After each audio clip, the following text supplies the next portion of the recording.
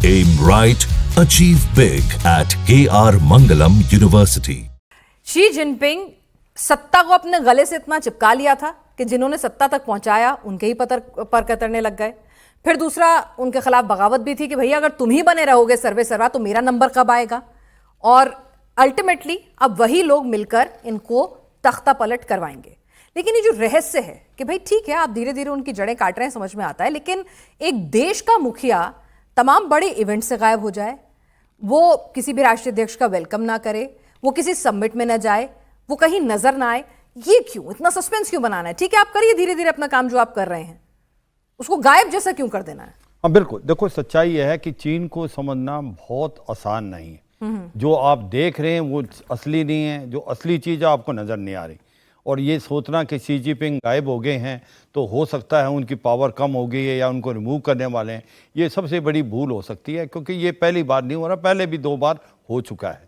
इस बात को आप मद्देनजर रखें। और दूसरी बात यह है कि भाई इसने 2012 से आने के बाद जो 2 टर्म के बाद इसने अपने आप कॉन्स्टिट्यूशन चेंज की 2022 में, हम बार बार उसी बात को दोहरा रहे हैं कि वहाँ पर जो भी चेंज होगा वो स्मूथली होगा।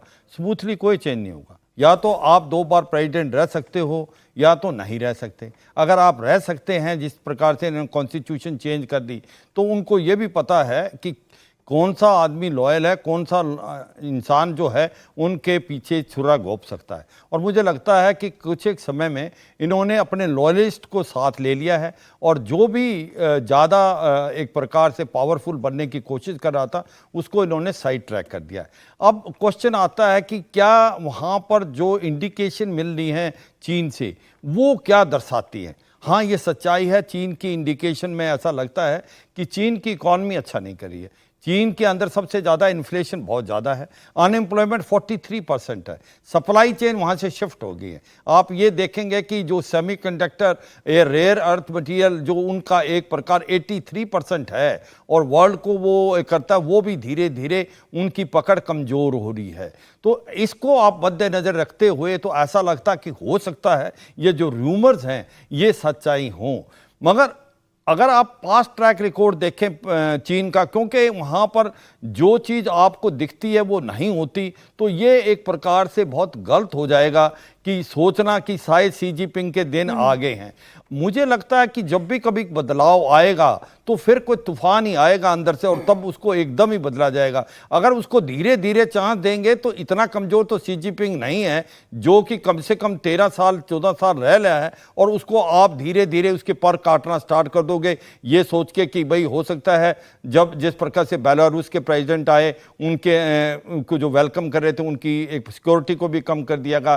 चंद एक और कुछ ऐसे इंडिकेशन मिले हैं कि जहां ऐसा लगता है कि शी जिनपिंग अपने ही देश में कमजोर लग रहे हैं, क्योंकि इसमें मान के चलो वो ऑटोक्रेटिक हैं और वो आज उनकी पकड़ बड़ी मजबूत थी। मतलब जिसने अपने आपको लीडर ऑफ फिना का अवार्ड दे दिया, माओ तुंग के बराबर लाके खड़ा कर दिया, वही मैं पूछ रही हूं कि उस शख्स को ऐसा नहीं है कि पता नहीं है कि क्या हो रहा है मेरे नीचे। Absolutely well said. See the point is कि इतना कमजोर आप शी जिनपिंग को नहीं सोचो।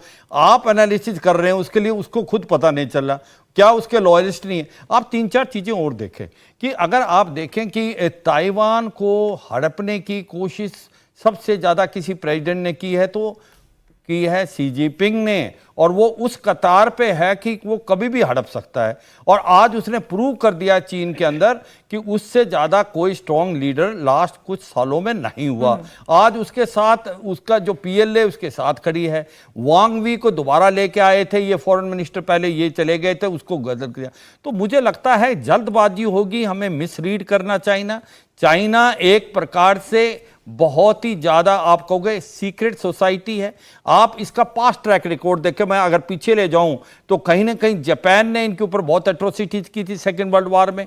इसके बाद इन्होंने एक चीज समझ ली है कि अंदरूनी जो चीजें हैं वो बाहर ना निकल के आए और उसके अंदर जो भी कुछ होगा, मुझे लगता है जिस दिन भी शी जिनपिंग को आप उसका तख्ता बदलेंगे तो एकदम ही बदला जाएगा। ठीक है। क्यों? उसकी वजह यही है अंशु जी। कि वो अपनी पावर बढ़ाने के लिए उसने कॉन्स्टिट्यूशन को अमेंड किया।